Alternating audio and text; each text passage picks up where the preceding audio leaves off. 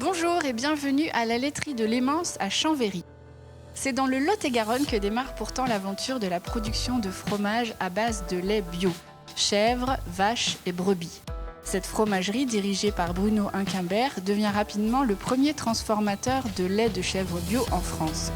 Et c'est en 2016 que le groupe La Lémence décide d'implanter sa laiterie à Chambéry, en créant un bâtiment de 1300 m² et avec la volonté de s'approvisionner en lait de chèvre bio chez les producteurs locaux. L'entreprise a connu un fort développement et ses 16 salariés transforment chaque année 1,5 million de litres de lait, dont 70% en lait de chèvre. Et la laiterie réalise un chiffre d'affaires annuel moyen de 2,4 millions d'euros. Je rejoins tout de suite le fils, Rémi Inquimbert, directeur du site.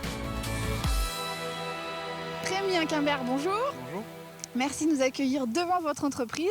Mais de rien. Un beau bâtiment, donc la laiterie de La Lémence. On est à Chambéry. Donc vous êtes directeur de site. Alors est-ce que vous pouvez nous expliquer comment s'est lancée cette entreprise ici, dont vous avez suivi le déroulement et le développement ? Tout d'abord, en fait, on a décidé de construire une laiterie proche de notre site existant, qui était une fromagerie qui est basée dans le Lot-et-Garonne. Et en souhaitant se rapprocher de nos producteurs de lait de chèvre bio, on a décidé de s'installer en Vendée, où on a été très bien accueillis. Et on a démarré le 1er avril 2016 la production de nos yaourts sur le site de Chambéry. D'accord, donc bientôt votre anniversaire. Bientôt notre anniversaire. Alors pourquoi la décision de s'installer en Vendée ? Parce qu'il y avait déjà un nombre important de producteurs de lait de chèvre.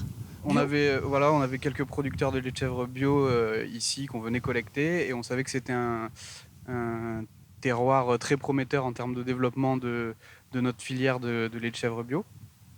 Donc voilà, c'était intéressant de se mettre ici pour pérenniser l'activité, pour pérenniser le développement de l'agriculture bio dans la région, et puis aussi pour limiter nos coûts de collecte, puisqu'on est au plus près de l'approvisionnement de lait. D'accord. Et quand vous dites que vous avez été bien accueillis, c'est parce que vous avez eu des aides particulières ou c'est par la commune ? Oui, on a eu des subventions régionales. On a eu aussi quelques subventions de l'agence bio. Et puis voilà, on avait un terrain qui était viabilisé ici sur la commune. Et donc, on a tout fait pour qu'on se sente à l'aise et qu'on puisse s'installer ici, près de l'autoroute. Oui, il y a le côté distribution aussi qui est visibilité, et le côté transport qui est important. Alors justement, la distribution, comment elle se fait ? Où est-ce qu'on peut retrouver vos produits ? Alors nos produits sont principalement en réseau bio spécialisé. D'accord. Donc, dès le début, ça s'est fait comme ça, ou la distribution a changé au fur et à mesure du temps ? Non, le réseau bio spécialisé, c'est ce qui nous a permis de lancer l'activité, notamment avec Biocop. Ok. Mais on travaille aussi avec d'autres enseignes bio, et puis on est à notre marque, on développe aussi notre marque qui est la marque La Lémence. D'accord. Et on a une deuxième marque qui s'appelle la marque Très Bio et qui est plus présente en grande surface. Alors Rémi, on se trouve dans la boutique. Alors qu'est-ce que vous proposez ? Je vois plein de yaourts, du fromage blanc aussi ? Oui, alors on fait c'est ce qu'on appelle les produits ultra frais, donc c'est des yaourts principalement à base de lait de chèvre. Ok. On fait un peu de fromage blanc effectivement, et puis donc on a des yaourts nature, des yaourts aux fruits, bicouches, donc à la pêche, à la châtaigne, à la châtaigne, fraise. ouais. On fait du miel aussi, un peu de vanille. Ok. Et récemment on a développé cette gamme là qui est la gamme de yaourts infusés, donc qui est infusée avec des hydrolats d'huile essentielle. Donc l'hydrolat, c'est ce qui reste une fois qu'on a fait les huiles essentielles, c'est l'eau qui sert à la distillation. D'accord. Et qu'on récupère pour aromatiser nos produits avec par exemple des arômes de basilic, de menthe poivrée, de verveine citronnée. Ouais, donc ça permet de faire des associations un petit peu plus différentes, un petit peu plus modernes si on veut. C'est ça, basilic. Là on a fraise basilic, ananas menthe poivrée. D'accord.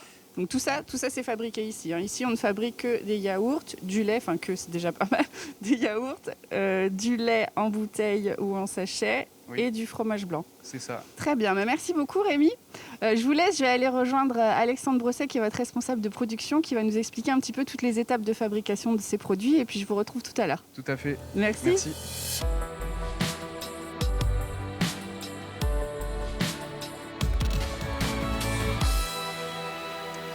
Alexandre Brosset, bonjour. Bonjour. Donc vous êtes responsable de production ici à la laiterie de la Lémence. Donc vous allez pouvoir nous expliquer un petit peu tout ce travail à partir du lait de chèvre bio. Donc justement, je crois qu'on est dans la salle de réception du lait là. Oui, c'est la partie où on réceptionne les 3 types de lait. Donc lait de chèvre, lait de brebis et lait de vache. Ok. Donc on a 4 tanks. On a un tank extérieur de 30 000 litres, un autre de 10 000, un de 6 000 et un de 2 000. Ok. Donc c'est à partir de ces tanks-là qu'on va soutirer le lait pour l'envoyer dans la salle d'à côté, Donc pour ça, pouvoir le c'est- concentrer ou le pasteuriser derrière. Donc là, on est dans un nouvel espace et on se désinfecte les pieds, évidemment. Alors, Bah, qu'est-ce qu'on fait dans cette salle? Dans cette salle, on concentre et on pasteurise le lait. Alors, la pasteurisation, ça veut dire quoi exactement? À quoi ça sert dans votre production?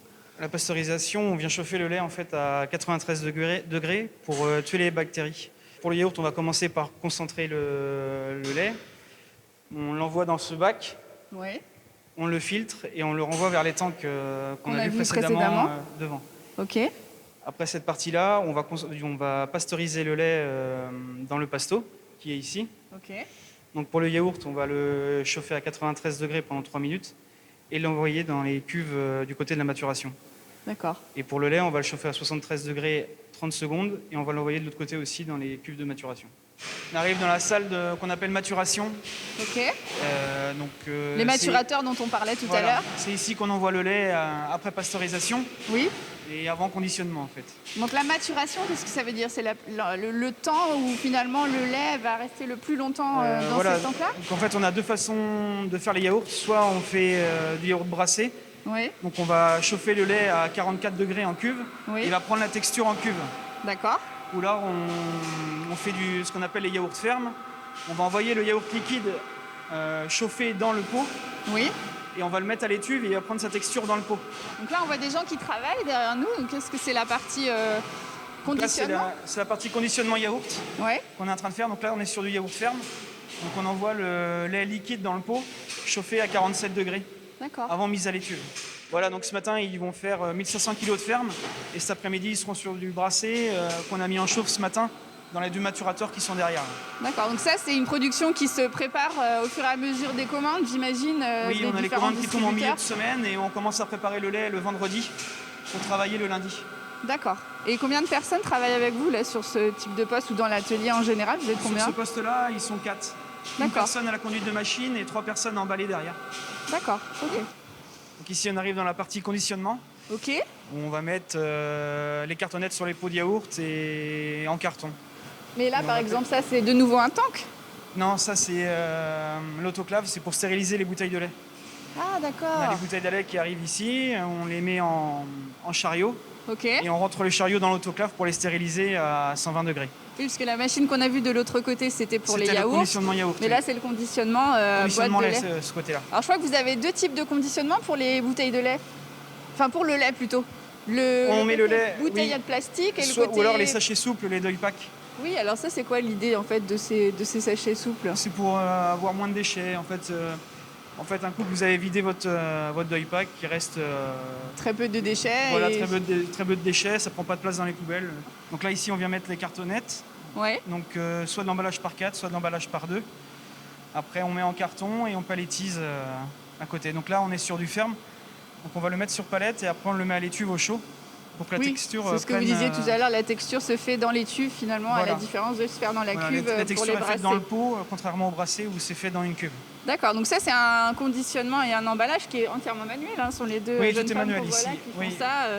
Et alors finalement, les yaourts faits avec du lait de chèvre bio se conservent comme des yaourts classiques ou c'est plus fragile entre guillemets? On a une DLC de 35 jours, c'est D'accord, c'est oui, non, pareil. c'est assez long finalement. Alors là, on arrive dans l'espace de stockage, je suppose. Voilà, le frigo expédition, D'accord. où on vient stocker les produits après conditionnement en attendant qu'ils partent à l'expé. Alors justement, entre une prise de commande et un départ en livraison, il se passe combien de temps? C'est assez rapide? Oui, on finit les yaourts le mardi après-midi et tout part quasiment le mercredi matin. Ah oui, donc c'est quand même très rapide. Ok, très bien. Ben, merci beaucoup Alexandre, merci de nous avoir fait découvrir votre métier et puis un petit peu voilà toutes ces étapes de fabrication des yaourts et du lait.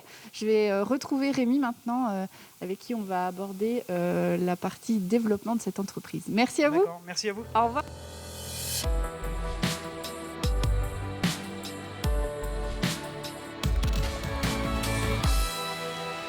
Rémi, avec Alexandre, on a vu un petit peu toute cette phase de production ici dans la laiterie. On le disait en tout début d'émission, vous allez bientôt fêter vos 5 ans et il y a eu quand même un fort développement puisque je crois que vous avez drôlement augmenté le nombre de producteurs. Oui, de producteurs, de salariés, le nombre de litres de lait passé à la laiterie aussi. Donc et justement, il y a combien de producteurs alors pour qu'on ait une idée par rapport au début? Donc là, le groupement de producteurs avec lequel on travaille compte à peu près 58 producteurs aujourd'hui. Okay. Et il y en a un peu moins de 30 en Vendée. Et initialement, donc, quand vous avez implanté la laiterie ici, il y avait combien de producteurs? Il y avait 6 producteurs.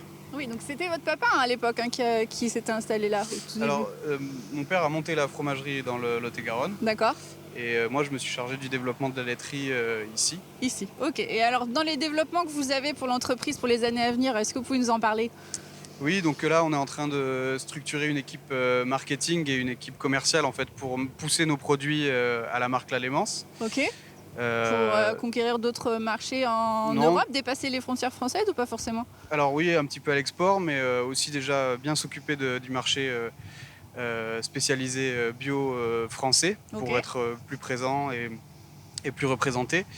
Des recettes, toujours se spécialiser dans les choses qu'on vous qui demande. Sont des spécialités en fait. Ouais. On essaye de faire de plus en plus de spécialités avec notamment des produits ethniques comme le skyr. Alors ça, c'est quoi? C'est un yaourt, c'est un fromage blanc sans matière grasse et hyper protéiné. Par contre, avec du lait de vache. D'accord, donc ethnique parce que ça vient d'un pays en particulier? Ça vient d'Islande à la base. D'accord. Et donc voilà, on cherche à. On est toujours sur un créneau un peu spécialiste de produits que. Oui, un petit peu de niche en particularité qu'on ne pourra pas trouver ailleurs. Et puis après, d'autres produits de plus large consommation pour le plus grand nombre. Et en travaillant toujours plus la qualité de nos produits. Et c'est ce qu'on va essayer de mettre en avant avec la nouvelle équipe. Ok, très bien. Merci beaucoup Rémi de nous avoir présenté votre entreprise et puis toute votre équipe. Et puis à une prochaine fois pour tous ces futurs développements. Avec plaisir. Merci. Au revoir. Au revoir.